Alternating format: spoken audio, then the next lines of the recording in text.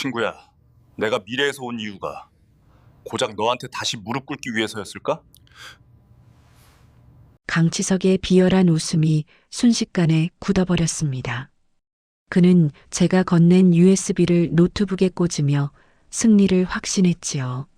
하지만 화면에 뜬 건 독점 서류가 아닌 전 세계 기술 공개 메시지였습니다. 제 모든 경력을 건 도박, 아니 찬란한 몰락을 선택한 순간이었지요. 한정구, 너 미쳤어? 이거 공개하면 너도 끝이야. 감옥 간다고. 치석이 제 멱살을 잡고 울부짖었습니다. 하지만 저는 평온했습니다. 70세에 제가 겪었던 고독사보다 더 무서운 건 또다시 비겁하게 살아남는 것이었으니까요. 빗줄기가 창문을 때리는 소리가 마치 제 새로운 인생을 축복하는 박수 소리처럼 들렸습니다. 이제 저는 모든 걸 잃었지만 비로소 아내의 손을 당당히 잡을 자격을 얻었습니다. 전체 사연을 다 들으신 후 구독과 좋아요, 그리고 공감 내용을 댓글로 남겨주세요. 작은 관심과 배려가 누군가에게 큰 위로와 힘이 됩니다. 챕터 1, 다시 눈을 뜬 아침. 인생은 2번 죽는다고들 하지요. 한 번은 심장이 멈출 때고 또 한 번은 내 인생이 완전히 틀렸다는 것을 깨닫는 순간입니다. 저는 오늘 3번째 죽음을 맞이했습니다. 아니, 어쩌면 3번째 삶을 시작했는지도 모르겠습니다. 차가운 장판 바닥 위에서 홀로 숨을 거두던 70세의 한정구. 제 마지막 기억은 곰팡이 핀 천장의 얼룩이 마치 제 인생의 궤적 같다는 허망한 생각뿐이었어요. 그런데 눈을 떴을 때 코끝을 찌르는 건 눅눅한 곰팡이 냄새가 아니라 진한 소고기 미역국 냄새였습니다. 여보, 안 일어나요? 오늘 생일인데 늦겠어요. 그 목소리에 심장이 멎는 줄 알았습니다. 오연수, 20년 전 지독한 병마와 싸우다 내 곁을 먼저 떠났던 나의 아내였습니다. 떨리는 손으로 이불을 걷고 일어났지요. 거울 속에 비친 남자는 더 이상 검버섯이 핀 노인이 아니었습니다. 팽팽한 피부, 제법 숱이 많은 머리카락, 그리고 욕망으로 번들거리던 50세의 한정구가 서 있었습니다. 50세? 그때의 저는 제가 세상의 주인공인 줄 알았습니다. 대기업 부장이라는 직함이 영원한 명예일 줄 알았고 내 판단은 언제나 옳으며 가족들은 내 명령에 복종하는 것이 당연하다고 믿었지요. 성공이라는 이름의 전차를 타고 브레이크 없이 질주하던 시기였습니다. 식탁에는 갓 지은 하얀 쌀밥과 미역국, 그리고 정성스러운 반찬들이 놓여 있었어요. 아내는 환하게 웃으며 제 밥그릇에 고기를 얹어 주었습니다. 이 모습이 얼마나 그리웠던가요? 하지만 감동도 잠시 제 눈에 들어온 것은 식탁 한쪽에 놓인 아들의 문제집이었습니다. 우진아, 너 아직도 이거 보고 있니? 아버지, 법대 가려면 이 정도는 해야죠. 아버지 소원이시잖아요. 우진이의 대답에 가슴이 철렁 내려앉았습니다. 미래의 저는 압니다. 저 아이가 내 강요에 못 이겨 법대에 갔다가 결국 곧이 낭인이 되고 끝내 세상과 문을 닫아 걸게 된다는 사실을요. 저는 숟가락을 든 손을 떨었습니다. 70세의 영혼이 50세의 육체에 갇혀 비명을 지르는 것 같았지요. 천천히 먹어요. 오늘 강 부장님이랑 골프 약속 있다고 하지 않았어요? 아내의 말에 숟가락을 놓았습니다. 강치석? 내 인생을 파멸로 이끌었던 동료이자 나를 배신하고 우리 집안을 풍비박산 냈던 그 이름이 나왔습니다. 그때의 저는 치석을 형제보다 더 믿었습니다. 그의 입에서 나오는 투자 정보가 내 노후를 황금빛으로 물들여줄 유일한 동아줄이라고 생각했거든요. 집을 나서며 마주한 혜원 씨의 풍경은 낯설고도 익숙했습니다. 아직 재개발이 시작되기 전에 낮은 상가들, 길가에 늘어선 낡은 가로수들. 사람들은 바쁘게 움직이고 있었고 저는 그 활기찬 소음 속에서 혼자만 이방인이 된 기분이었습니다. 사무실에 들어서자마자 강치석이 특유의 비굴한 웃음을 지으며 다가왔습니다. 비싼 명품 시계를 차고 번지르르한 수트 차림을 한 그는 마치 먹잇감을 발견한 하이에나처럼 눈을 빛냈지요. 정구 형, 생일 축하해. 내가 오늘 형을 위해서 기가 막힌 선물을 준비했어. 이번 신도시 부지 말이야. 우리만 아는 정보가 있거든. 예전에 저라면 그의 어깨를 두드리며 술잔을 기울였을 겁니다. 하지만 지금 제 눈에 보이는 것은 그의 웃음 뒤에 가려진 시커먼 욕심과 그 욕심에 동조했던 과거 나의 어리석음 뿐이었어요. 50세의 한정구는 성공을 위해 영혼을 팔 준비가 되어 있었지만 70세의 한정구는 그 성공이 얼마나 부질없는 모래성인지 너무나 잘 알고 있었습니다. 치서가, 우리 오늘 골프 취소하자. 나 좀 가볼 데가 있어. 제 차가운 반응에 치석의 얼굴이 미세하게 떨렸습니다. 그는 당황한 기색을 숨기며 다시 저를 붙잡았지요. 하지만 저는 그를 뒤로하고 회사 건물 밖으로 걸어 나왔습니다. 내가 다시 돌아온 이유가 무엇일까요? 신이 내게 이 잔인한 기회를 다시 준 이유는 단순히 돈을 잃지 말라는 뜻은 아닐 겁니다. 내 오만함 때문에 상처받았던 아내의 눈물, 내 욕심 때문에 숨이 막혔던 아들의 꿈, 그리고 성공이라는 허상에 매몰되어 정작 돌보지 못했던 내 영혼의 비명을 들어보라는 뜻이겠지요. 저는 오늘 20년 전에 제가 절대 하지 않았던 행동을 하기로 마음먹었습니다. 그것은 바로 멈추는 것입니다. 남들이 달릴 때 멈추고 남들이 가질 때 버리는 것. 그것이 50세로 돌아온 노인이 해야 할 첫 번째 임무라는 것을 깨달았습니다. 하지만 세상은 그리 호락호락하지 않습니다.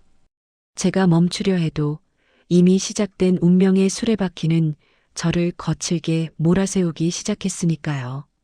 치석의 눈빛에서 보았습니다. 그는 결코 나를 순순히 놓아주지 않을 것입니다. 그리고 제가 바꾸려는 미래가 커질수록 예상치 못한 대가가 저를 향해 다가오고 있다는 서늘한 직감이 들었습니다. 퇴근길 저는 꽃집에 들러 아내가 좋아하던 프리지아 한 다발을 샀습니다. 70평생 한 번도 제 손으로 꽃을 사본 적 없던 무뚝뚝한 남편이었지요. 현관문을 열고 들어서며 아내에게 꽃을 건넸을 때 그녀의 눈에 비친 경이로움과 불안함이 교차하는 그 표정을 저는 잊을 수 없습니다. 여보, 무슨 일 있어요? 갑자기 왜 이래요? 아내의 목소리는 떨리고 있었습니다. 저는 아무 말 없이 그녀를 꼭 안아주었습니다. 따뜻했습니다. 꿈이 아니라는 증거처럼 그녀의 심장 소리가 제 가슴에 닿았습니다. 이것은 축복일까요? 아니면 지옥의 반복일까요? 분명한 건 내 인생의 델리트 키는 내 손에 쥐어졌고 나는 이제껏 써내려온 비극의 문장들을 하나씩 지워나갈 준비가 되었다는 사실입니다. 그러나 제가 지워야 할 것은 치석의 사기극만이 아니었습니다. 내 마음 깊은 곳에 뿌리 박힌 독선과 고집, 그것들을 도려내는 수술이 이제 막 시작되려 하고 있었습니다. 내일 아침 저는 치석을 만나 그의 제안을 정중히 하지만 단호하게 거절할 생각입니다. 그것이 내 가족을 지키는 첫걸음이라 믿었습니다. 하지만 그때는 몰랐습니다. 그 거절이 얼마나 거대한 폭풍을 불러일으킬지, 그리고 내가 사랑하는 사람들이 그 폭풍의 한가운데로 등 떠밀리게 될 줄은 꿈에도 몰랐습니다. 50의 거울은 거짓말을 하지 않습니다. 다만 내가 보고 싶은 것만 보여줄 뿐이지요. 저는 이제 거울 속의 나를 똑바로 응시하며 묻습니다. 한정구, 너는 정말 달라질 준비가 되었는가? 밤이 깊어가는 거실, 잠든 아내의 숨소리를 들으며 저는 서랍 깊숙이 숨겨두었던 치석의 투자 계획서를 꺼냈습니다. 그리고 그것을 천천히 찢어발겼습니다. 종이가 찢어지는 소리가 마치 과거의 결속이 끊어지는 소리처럼 경쾌하게 들렸습니다. 하지만 창밖의 어둠 속에서 누군가 나를 지켜보고 있다는 기괴한 느낌에 저는 뒤를 돌아보았습니다. 그곳엔 20년 전에 내가 가장 두려워해야 했던 진실이 입을 벌리고 기다리고 있었습니다. 챕터 2 선한 의도가 놓은 더. 사람의 운명이란 참 묘한 구석이 있습니다. 한번 꼬인 실타래를 풀겠다고 조심스레 손을 대면 이상하게 다른 쪽이 더 팽팽하게 조여오는 법이지요. 50의 저는 그 이치를 몰랐습니다. 그저 내가 아는 미래의 비극을 지우개로 슥슥 지우면 그 자리에 예쁜 꽃길만 그려질 줄 알았어요. 하지만 인생은 종이가 아니라 거대한 생태계였습니다. 한 마리 나비의 날갯짓이 태풍을 부르듯 제 선한 의도는 가족이라는 울타리를 흔드는 낯선 바람이 되어 돌아왔습니다. 사무실 창밖으로 보이는 서울의 하늘은 지나치게 푸르렀습니다. 20년 전 저는 저 하늘을 보며 빌딩 숲 중 하나는 내 차지어야 한다고 매일같이 다짐했었지요. 하지만 지금 제 눈엔 그 빌딩들이 언제 무너질지 모르는 모래성처럼 보입니다. 강치석은 제 등 뒤에서 여전히 뱀 같은 혀를 굴리고 있었습니다. 제가 투자 제안을 거절한 지 벌써 사흘째 그의 인내심이 바닥을 드러내고 있다는 걸 저는 직감적으로 알 수 있었습니다. 형님, 진짜 왜 이래? 내가 뭐 형님 망하라고 이래? 이거 이번 달 안에 도장 안 찍으면 국물도 없어. 형님네 형수님, 평생 고생만 시킬 거야? 치석의 목소리는 다정함을 가장한 협박이었습니다. 예전의 저라면 이 말에 자존심이 상해 덥석 미끼를 물었겠지요. 내 아내 고생 안 시키는 능력 있는 남편이라는 훈장이 그때의 저에겐 목숨보다 소중했으니까요. 하지만 저는 압니다. 그 도장을 찍는 순간 아내는 병원비가 없어 눈물 찢게 될 것이고 저는 길거리에 나앉게 될 것이라는 사실을 말입니다. 치서가 욕심도 그릇이 넘치면 독이 되는 법이야. 난 이제 내 그릇만큼만 담으려고 한다. 그러니까 다시는 이 이야기 꺼내지 마라. 제 목소리는 낮고 단호했습니다. 치석은 헛웃음을 터뜨리며 제 책상을 손바닥으로 내리쳤습니다. 그의 눈 속에 담긴 그늘을 보며 저는 생각했습니다. 저 친구 역시 자신의 욕망에 먹히고 있는 가련한 영혼이라는 것을요. 하지만 동정심은 금물입니다. 그는 곧 제 아킬레스건을 찾아내려 혈안이 될 테니까요. 퇴근 후 집으로 향하는 발걸음이 무거웠습니다. 집을 바꾸는 것보다 어려운 건 사람의 마음을 바꾸는 일이었지요. 현관문을 열자 고소한 기름 냄새 대신 무거운 정적이 저를 맞이했습니다. 거실 식탁엔 아들 우진이가 머리를 싸매고 법전을 뒤적이고 있었어요. 저는 조심스럽게 아들의 곁으로 다가가 어깨에 손을 올렸습니다. 우진아, 잠시 아빠랑 얘기 좀 할까? 우진이는 귀찮은 듯 안경을 고쳤으며 저를 바라보았습니다. 아들의 눈에는 저에 대한 경계심이 가득했습니다. 평소 거실에 나오기만 하면 공부는 다 했냐, 모의고사 성적은 어떠냐고 타박하던 아버지가 갑자기 다정한 척을 하니 아이에겐 공포 그 자체였겠지요. 저는 부드럽게 웃으며 말했습니다. 너 사실은 요리하고 싶어 했잖아. 아빠가 다 안다. 이제 고시 공부 그만하고 내일부터 당장 요리학원 알아봐라. 아빠가 전폭적으로 지원해 줄게. 제 말이 끝나기도 전에 우진이의 표정은 하얗게 질렸습니다.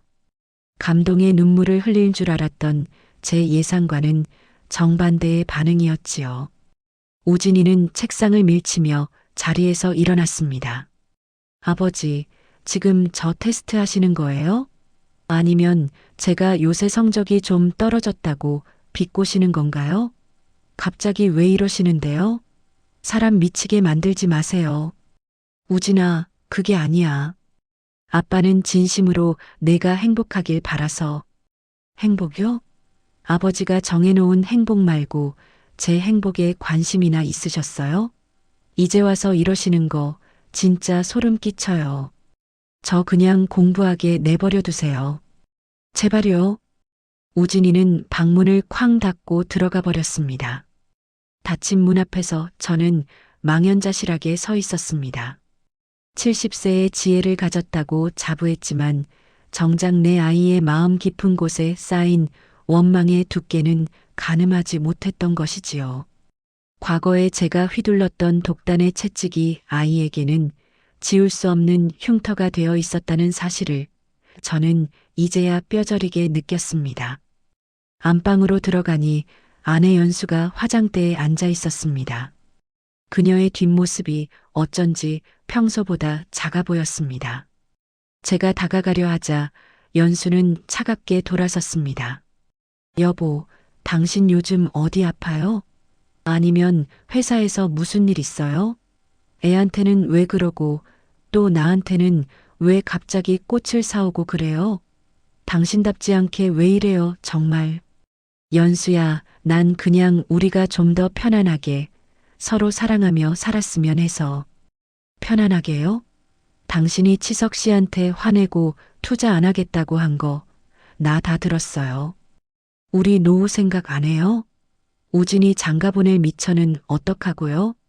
당신 갑자기 마음 약해진 거 보니까 정말 퇴직할 때가 다 된 모양이네. 당신이 흔들리면 우리 가족은 어떡하라고요?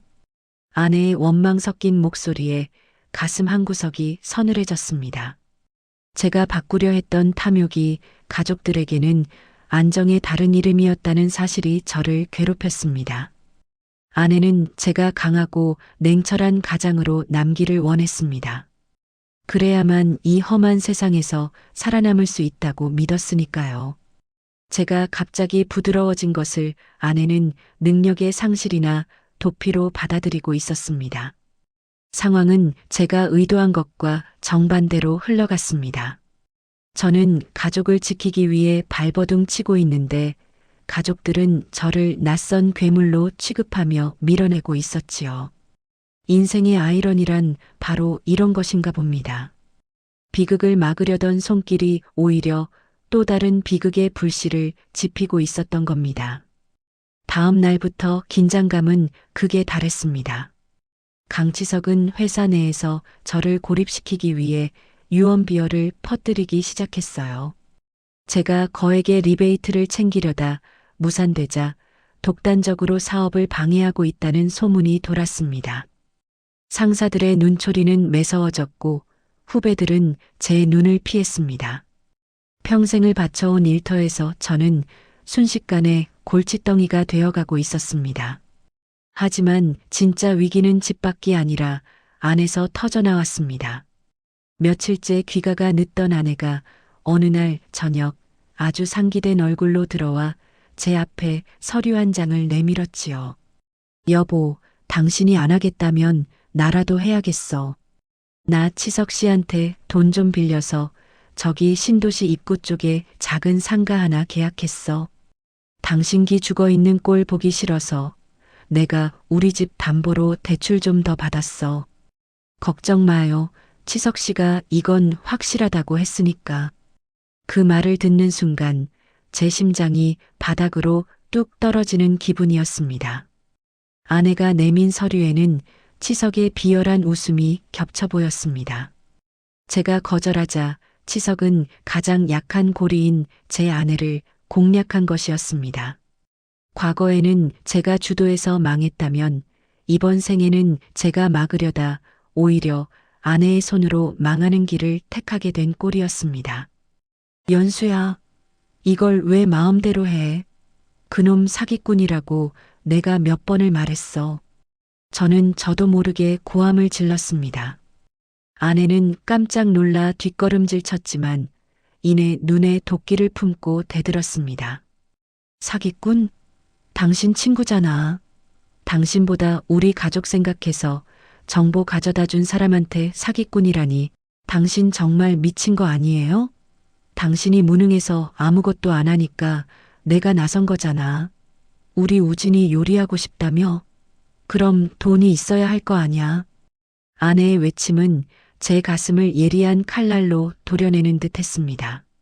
선한 의도가 덧치되어 돌아와 제 목줄을 죄고 있었습니다. 아들을 위한다는 핑계로 요리를 권했던 것이 아내에게는 돈이 급하다는 신호로 읽혔던 것이지요. 어둠이 짙게 깔린 밤, 저는 홀로 거실에 앉아 소주잔을 기울였습니다. 70세의 기억 속에서 연수는 최장한 판정을 받기 전까지 매일같이 이 빚을 갚기 위해 식당 일을 전전했습니다. 무리한 노동과 스트레스가 그녀를 죽음으로 몰고 갔지요. 저는 그 비극을 반복하지 않으려 했지만 지금 제 눈앞의 현실은 더 빠른 속도로 그 벼랑 끝을 향해 달려가고 있었습니다. 창밖에 가로등 불빛이 일렁였습니다. 문득 거울을 보니 50의 제 얼굴이 무섭게 일그러져 있었습니다. 실패한 영웅의 얼굴이었지요. 미래를 안다는 오만함이 불러온 참사였습니다. 저는 깨달았습니다. 운명은 단순히 몇 가지 선택을 바꾼다고 해서 바뀌는 만만한 상대가 아니라는 것을요. 그것은 제 영혼 깊은 곳의 밑바닥까지 다 긁어내야만 겨우 방향을 트는 거대한 유조선 같은 것이었습니다. 치석은 이제 제 숨통을 완전히 끊으려 할 것입니다. 아내의 계약서는 그에게 훌륭한 볼모가 되겠지요. 저는 이제 선택해야만 합니다. 이대로 무너져 다시 고독사의 길로 걸어갈 것인가, 아니면 내가 가진 마지막 패를 던져 이 판을 뒤집을 것인가. 하지만 제 손엔 쥔 카드가 별로 없습니다. 회사에서의 입지는 좁아졌고 가족들의 신뢰는 바닥을 쳤습니다. 게다가 아내가 지른 불길은 이미 우리 집 거실까지 번져오고 있었습니다. 저는 떨리는 손으로 전화기를 들었습니다. 미래의 기억 속에서 제가 유일하게 머리를 숙이지 않았던 한 사람의 번호를 떠올렸습니다. 동네의 허름한 복덕방 할머니이자 나중에 알고 보니 이 지역 땅의 절반을 가졌던 은둔의 거부 박말순 할머니. 그녀라면 이 엉킨 실타래를 끊어낼 칼을 빌려줄지도 모릅니다. 하지만 그 대가는 제가 가진 가장 소중한 무언가를 내놓아야 할지도 모른다는 불안감이 엄습했습니다. 긴 밤이 지나고 있었습니다. 아내의 거친 숨소리와 아들의 닫힌 문틈 사이로 흐르는 침묵이 저를 압박해왔습니다. 저는 이제 단순히 실수하지 않는 삶이 아니라 목숨을 건 투쟁을 시작해야 한다는 것을 깨달았습니다. 50세의 아침은 다시 밝아오겠지만 그 빛은 이제 더 이상 축복이 아닐 것입니다. 그것은 제가 치러야 할 전쟁의 서막을 알리는 신호탄이었습니다. 저는 찢어진 투자 계획서 조각들을 모아 불을 붙였습니다. 타오르는 불꽃 속에서 치석의 얼굴과 울고 있는 연수의 모습이 교차했습니다. 치석아, 내가 틀렸다. 나를 무너뜨릴 수는 있어도 내 가족은 건드리지 말았어야지. 제 낮은 음조림은 허공으로 흩어졌습니다. 이제 저는 벼랑 끝에서 한 걸음을 더 내디디려 합니다.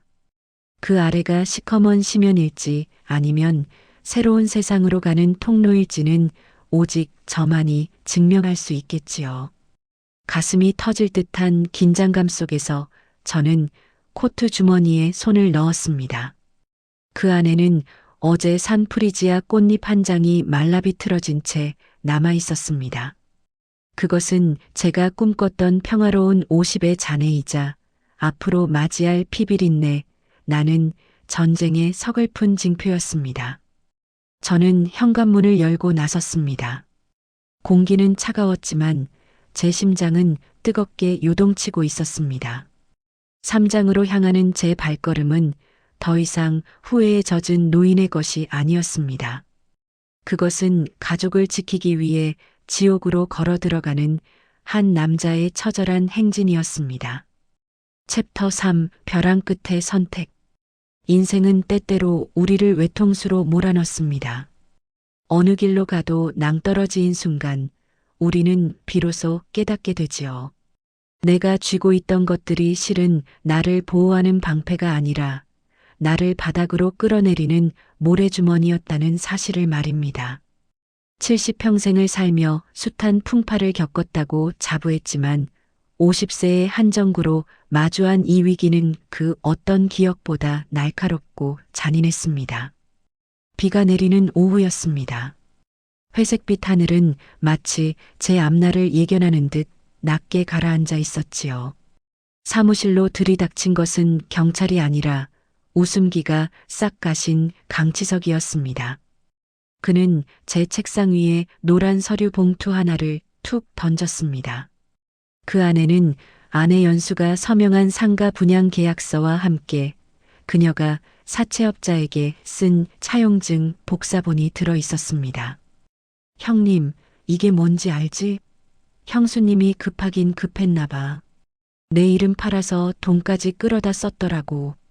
이거 터지면 형수님은 사기 공범의 배임이야. 형님 인생도 거기서 끝나는 거고. 치석의 목소리는 비릿한 갈에 끓는 소리처럼 제 귓가를 맴돌았습니다. 저는 떨리는 손을 감추기 위해 주먹을 꽉 쥐었습니다. 아내가 저 몰래 사채까지 손을 댔을 줄은 꿈에도 몰랐습니다. 제가 바꾸려 했던 미래가 오히려 아내를 더 깊은 수렁으로 밀어넣은 셈이었지요. 원하는 게 뭐야? 돈이야 아니면 내 자리야? 제 물음에 치석은 눈을 가늘게 뜨며 제 쪽으로 몸을 숙였습니다. 그의 숨결에서 역겨운 욕망의 냄새가 났습니다. 돈? 아니, 난 그런 시시한 거 안 오네. 형님이 가지고 있는 그 신기술 입찰 제안서, 그거 나한테 넘겨. 그럼 이 서류들 다 태워줄게. 형수님도 깨끗해지고 형님도 무사히 퇴직할 수 있어. 어때? 가족을 지키는 가장다운 선택 아니야? 치석이 요구한 것은 회사의 존폐가 걸린 핵심 기밀이었습니다. 과거에 저는 이 제안을 받아들였습니다. 가족을 살린다는 명목하에 양심을 팔았고 그 결과 회사는 망했으며 저는 불명예스러운 낙인이 찍힌 채 여생을 보냈지요. 똑같은 함정이었습니다. 다만 이번에는 아내의 목줄이 더 팽팽하게 조여져 있을 뿐이었습니다. 치석을 내보내고 집으로 돌아가는 길, 제 머릿속은 온통 하였습니다. 비에 젖은 아스팔트 위로 가로등 불빛이 번졌습니다. 집 안으로 들어서자 거실 바닥에 쓰러져 있는 연수가 보였습니다.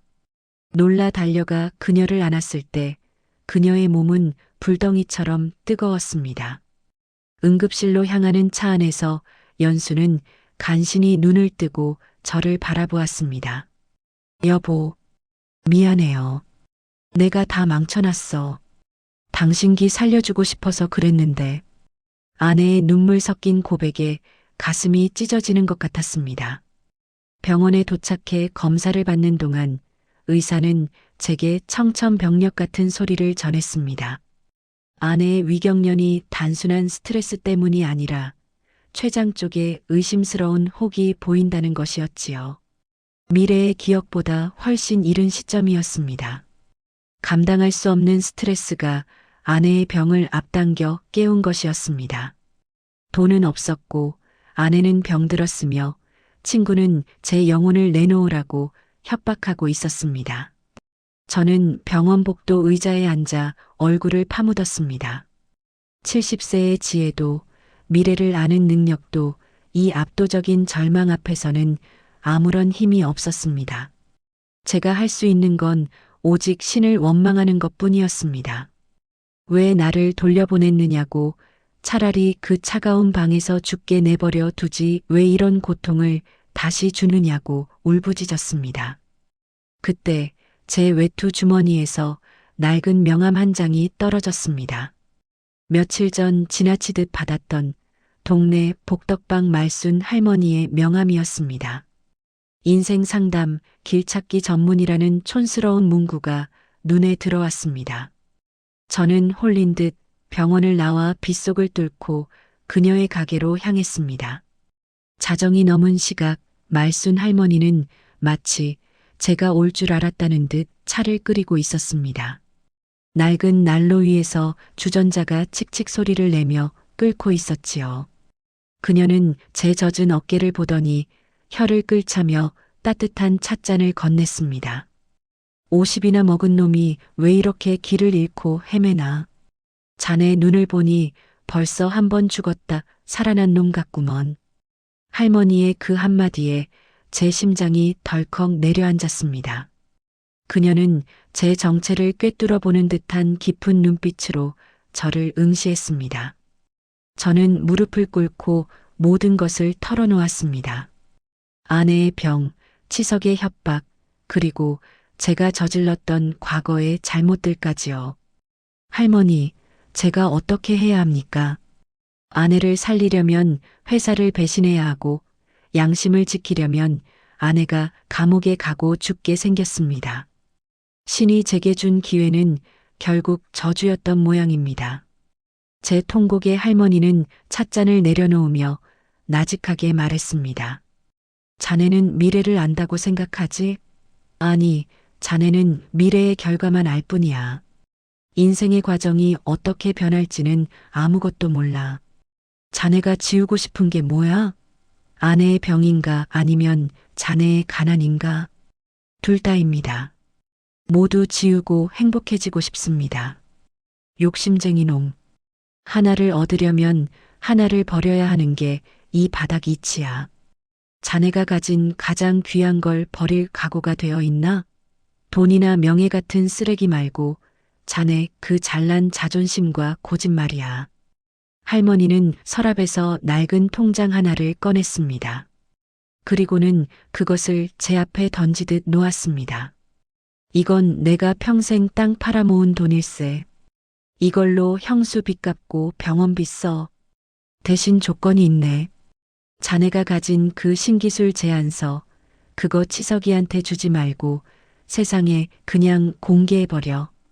누구나 쓸 수 있게 기술을 풀어버리란 말이야. 저는 경악했습니다. 기술을 공개한다는 건 회사의 이익을 포기하는 것을 넘어 제 직장 생활이 끝난다는 뜻이었습니다. 또한 치석이 그 기술로 돈을 벌 기회조차 원천봉쇄하는 일이었지요. 그렇게 하면 저는 파면당할 겁니다. 다시는 이 업계에 발도 못 붙일 거고요. 그게 자네가 내놓아야 할 대가야. 자네 명예를 버려서 사람들을 살리라는 거지. 치석이 그놈은 기술을 가로채려다 빈손이 될 테고 자네는 가난해지겠지만 가족은 지키게 될 걸세. 어때, 할 수 있겠나? 선택의 순간이 왔습니다. 치석에게 기술을 팔아 비밀스럽게 가족을 구원하고 적당히 타협하며 살 것인가? 아니면 스스로를 불살라 치석의 욕망을 잠재우고 모든 기득권을 내려놓을 것인가? 전자는 과거의 방식이었고 후자는 제가 한 번도 가보지 않은 길이었습니다. 병원으로 돌아오는 길, 비는 그쳤지만 찬바람이 옷깃을 파고들었습니다. 병실 안에는 우진이가 잠든 엄마의 손을 꼭 잡고 앉아 있었습니다. 요리학원 전단지를 손에 쥔 채 꾸벅꾸벅 졸고 있는 아들의 뒷모습을 보며 저는 결심했습니다. 70세의 한정구가 가졌던 가장 큰 악행은 비겁함이었다는 것을요. 가족을 위한다는 핑계로 비겁한 선택을 내렸던 그날의 저를 오늘 여기서 끝장내야 했습니다. 저는 품 안에 USB를 꽉 쥐었습니다. 내일 아침 저는 치석을 만날 것입니다. 그리고 그가 예상치 못한 가장 파괴적인 방식으로 이 판을 끝내버릴 것입니다. 하지만 마음 한구석에는 여전히 공포가 도사리고 있었습니다. 만약 내 선택이 또다시 잘못된 결과를 가져온다면? 아내의 병이 고쳐지지 않는다면? 내 가난이 아들을 다시 고통스럽게 만든다면? 꼬리에 꼬리를 무는 질문들이 저를 괴롭혔습니다. 병실 창문에 비친 제 모습은 초췌했습니다. 그러나 눈빛만큼은 그 어느 때보다 형형하게 빛나고 있었지요. 그것은 사지로 걸어 들어가는 장수의 눈빛이자 비로소 자기 자신과 마주한 인간의 눈빛이었습니다. 새벽 4시, 저는 책상 앞에 앉아 아내에게 편지를 쓰기 시작했습니다. 그리고 아들 우진이의 요리학원 등록증 위에 제 도장을 꾹 눌러 찍었습니다. 이것이 제가 세상에 남길 마지막 유산이 될지도 모른다는 심정으로요. 날이 밝아오고 있었습니다. 치석에게서 문자가 왔습니다. 형님, 시간 다 됐어. 회사 앞 카페로 나와. 저는 외투를 걸치고 문을 나섰습니다. 뒤돌아본 집안의 풍경이 유난히 평화로워 보였습니다. 어쩌면 제가 돌아오지 못할 수도 있다는 서늘한 예감이 들었지만 발걸음은 가벼웠습니다. 지옥으로 가는 길일지라도 제 손에 든 것이 누군가를 살릴 등불이라는 믿음이 생겼기 때문입니다. 카페 문을 열자 승리감에 도취한 치석이 거만한 자세로 앉아 저를 기다리고 있었습니다. 저는 그의 맞은편에 앉아 USB를 테이블 위에 올려두었습니다. 치석의 눈이 탐욕으로 번들거렸습니다. 과연 저는 이 도박에서 승리할 수 있을까요? 아니면 70세의 고독사보다 더 비참한 종말을 맞이하게 될까요? 긴장감에 마른 침이 넘어갔습니다. 저는 천천히 입을 떼었습니다. 치석아, 내가 보고 싶어 하던 그 미래. 지금 보여주마. 챕터 4 멈추어야 비로소 보이는 것들. 모든 것을 가졌을 때보다 모든 것을 내려놓았을 때 비로소 선명해지는 것들이 있습니다. 우리는 평생 승리라는 한 단어를 향해 경주마처럼 달리지요. 하지만 때로는 가장 완벽하게 패배하는 것이 사랑하는 사람들을 지키는 유일한 승리법이 되기도 합니다. 50세의 한정구는 오늘 제 생의 가장 찬란한 몰락을 선택하기로 했습니다. 카페 안의 공기는 차갑게 식어 있었습니다. 제 앞에 앉아 탐욕스러운 눈빛을 빛내던 강치석은 USB를 낚아채듯 가져갔습니다. 그는 승리감에 도취하여 노트북에 USB를 꽂았지요. 하지만 이내 그의 얼굴은 흑빛으로 변했습니다.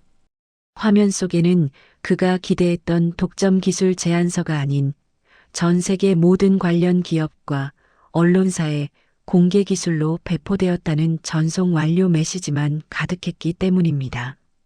정구형, 이게 뭐야? 미쳤어? 이걸 그냥 풀어버리면 형님은 끝이야. 회사에서도 쫓겨나고 감옥 간다고. 치석의 비명에 가까운 외침에 저는 담담하게 커피 한 모금을 마셨습니다. 제 가슴속을 짓누르던 무거운 바위덩어리가 비로소 굴러떨어지는 기분이었습니다. 치석아, 내가 틀린 게 하나 있어. 나는 끝나는 게 아니라 이제야 시작하는 거다. 내가 탐냈던 그 기술은 이제 누구의 소유도 아니야. 내가 이걸로 장난칠 길도 막혔고 내 양심을 팔아야 할 이유도 사라졌지. 치석은 광분하며 제 멱살을 잡으려 했습니다. 그때 카페 문이 열리며 박말순 할머니가 들어왔습니다. 그녀의 뒤에는 뜻밖에도 제 아들 우진이가 서 있었지요. 우진이의 손에는 소형 녹음기가 들려 있었습니다. 치석아, 그만해라. 내가 우리 아버지를 협박하고 어머니를 사지로 몰아넣은 증거들. 여기 다 담겨 있어. 할머니가 도와주셔서 내가 그동안 저질렀던 사기 행각들까지 전부 다 찾아냈거든. 우진이의 목소리는 떨렸지만 단호했습니다. 과거에 제가 무시했던 그 어린 아들이 제가 준 자유라는 선물에 대한 보답으로 제 방패가 되어 돌아온 순간이었습니다. 말순 할머니는 지팡이를 짚고 다가와 치석이 앞에 섰습니다. 그녀의 작은 체구에서 뿜어져 나오는 위엄에 치석은 힘없이 주저앉았습니다. 사람 목숨 가지고 장난치는 놈은 사람 손에 안 망해. 제 욕심에 제가 타 죽는 법이지. 어서 가거라. 법원에서 부르기 전에 내 발로 가서 자수하는 게 그나마 내 인생의 마지막 예의일 게다. 치석이 도망치듯 나간 후 저는 힘이 풀려 의자에 깊숙이 몸을 묻었습니다. 이제 저는 실업자가 될 것이고 회사의 기밀을 유출했다는 비난을 감수해야 하겠지요. 하지만 70세에 제가 겪었던 그 지독한 죄책감과 고독에 비하면 이것은 아무것도 아니었습니다. 병원으로 달려갔을 때 연수는 간신히 기운을 차리고 앉아 있었습니다. 그녀는 제 초췌한 얼굴을 보더니 말없이 제 손을 잡았습니다.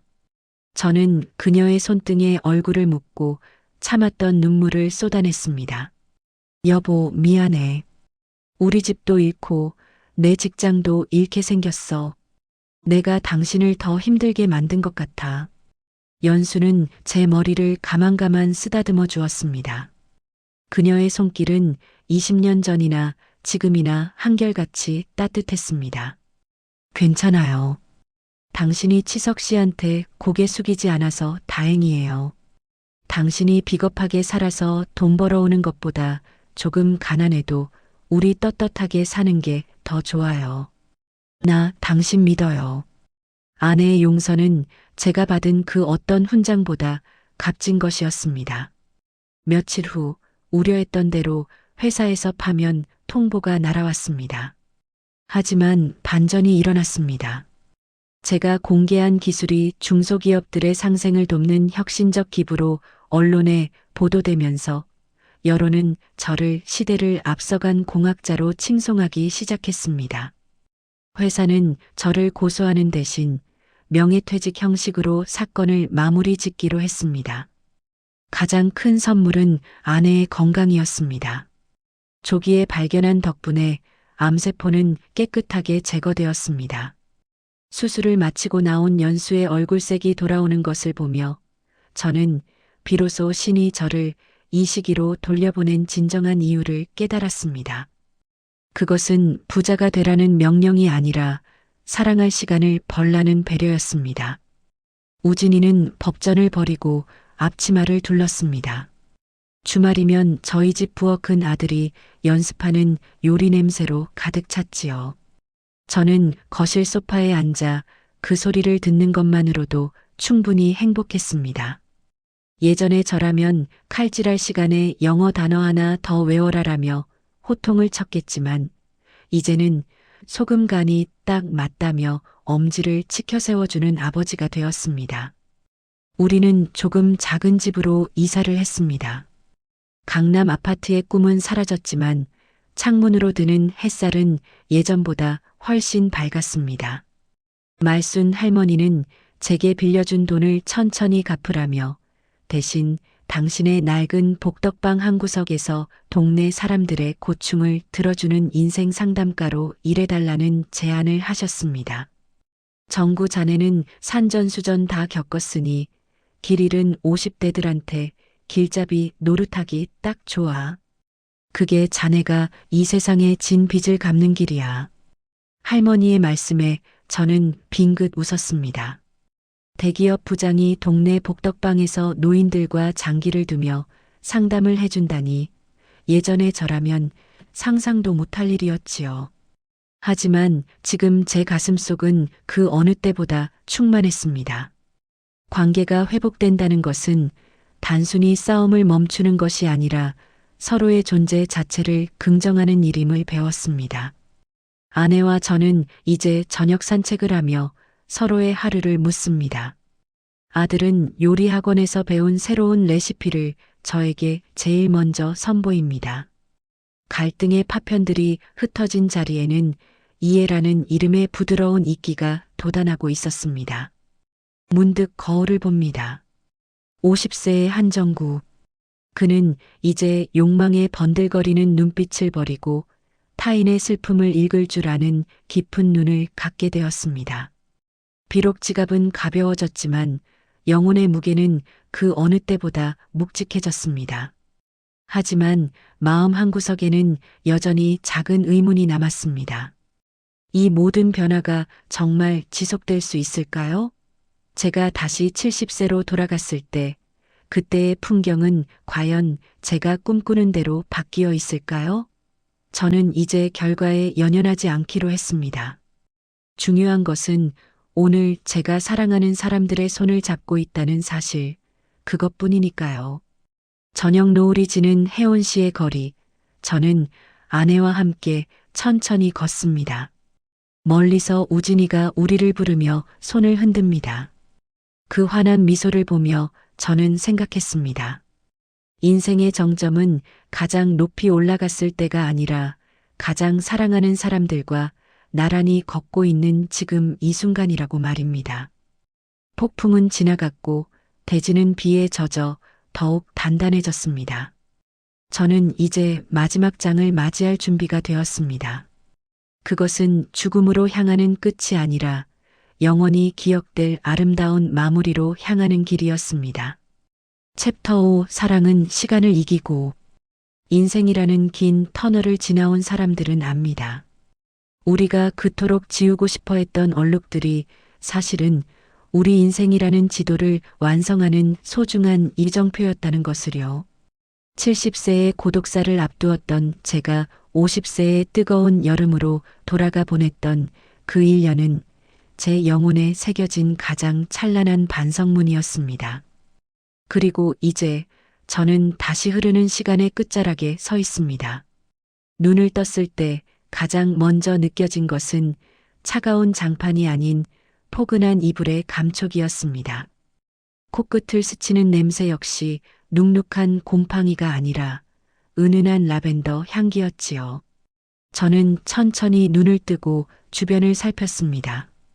햇살이 가득 들어오는 거실, 벽에는 먼지 쌓인 훈장 대신 가족들이 함께 활짝 웃고 있는 사진들이 가득했습니다. 여보, 깼어요? 오늘 우진이네 레스토랑 개업 15주년 기념 파티 있는 날이잖아요. 얼른 준비해요.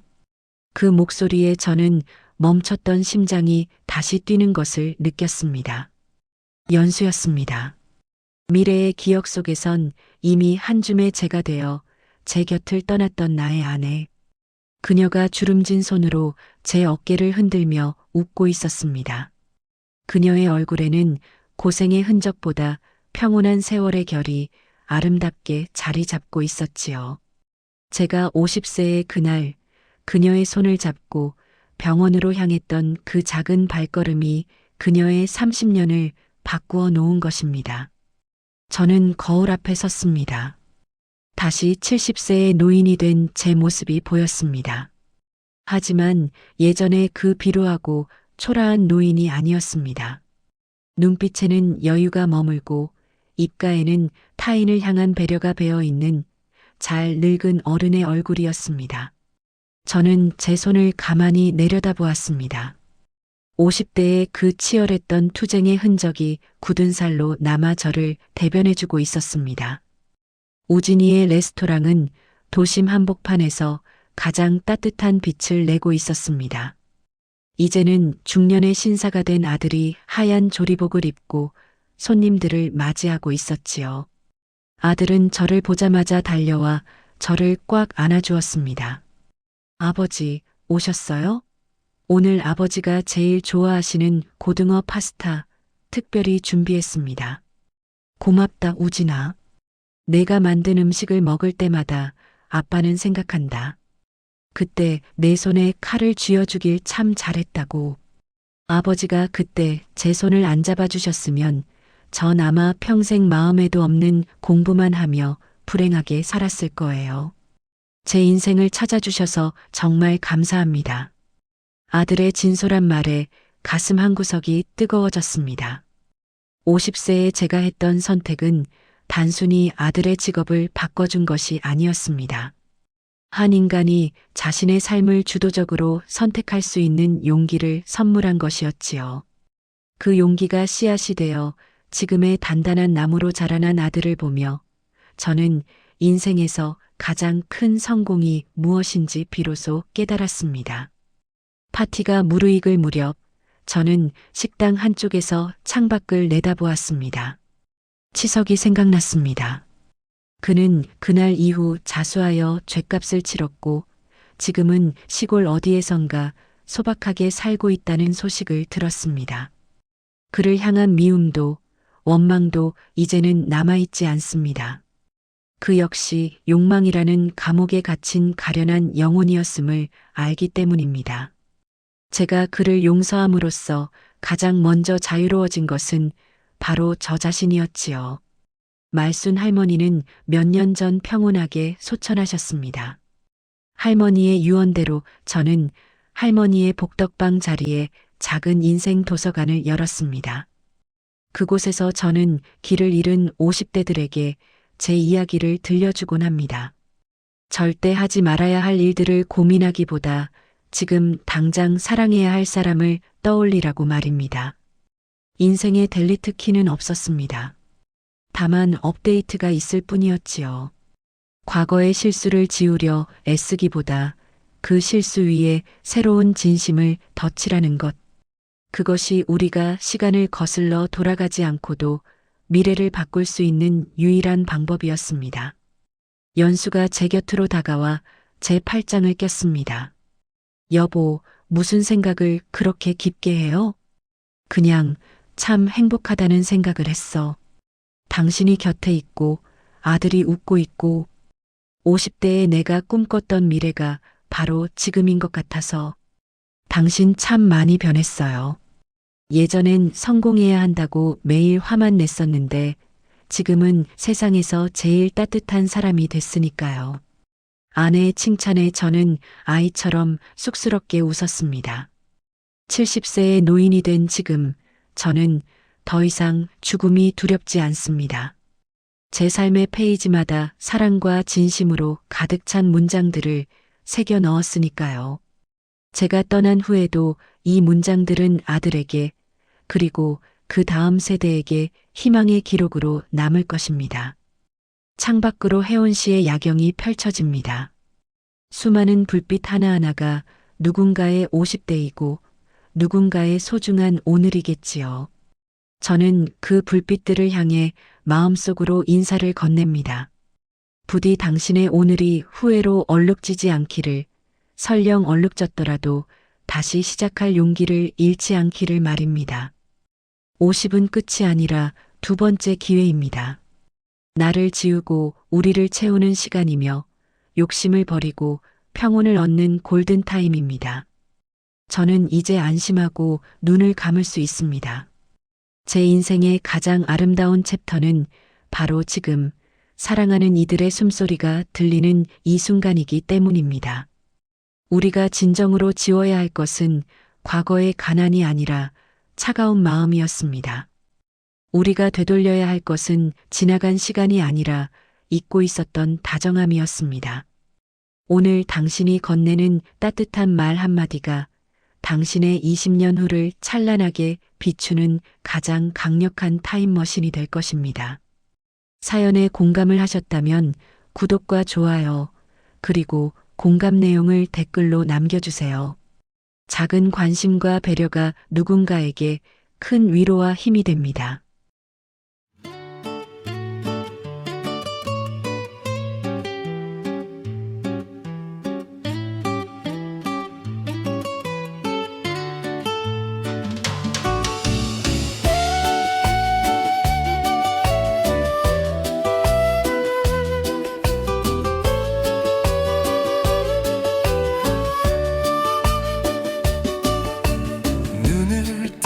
다시 50의 아침 미역국 냄새와 아내의 잔소리 꿈이라 믿었던 그 따뜻한 풍경 속에서 나는 무너진 가슴을 움켜쥐었네 지워버리고 싶던 가난한 욕망들 성공이란 이름에 눈이 멀어버렸던 날들 내 인생의 일부를 지울 수 있다면 그때의 고집과 독성부터 지우겠어